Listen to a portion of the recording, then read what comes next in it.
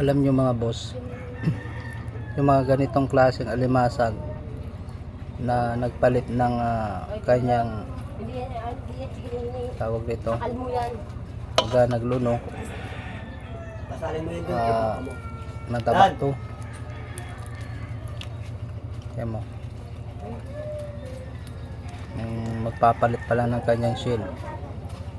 Ayun o, taba yan, puro yan mga boss. Yan, sa mga hindi alam, piliin yung mga ganitong klaseng alimasag na magpapalit pa lang ng shell, kasi sigurado po puro laman yan, wala pong matigas na bagay ng katulad nito, kaya pwede nyo kainin lahat. Tsaka mataba talaga siya, sauso nyo sa suka. Yung suka ko mga boss, bawang lang hinalo ko, pakasulit.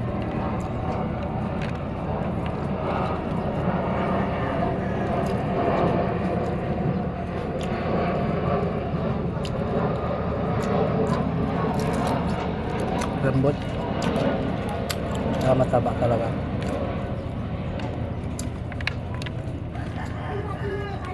Sarap pa sa kumain ng kanin, kasi nagko-control tayo mga boss sa kanin. Dami nito.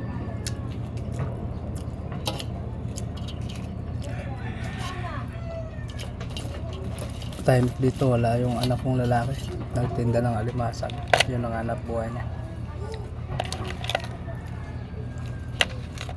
Yan lang to, daong lang ng mga bangka.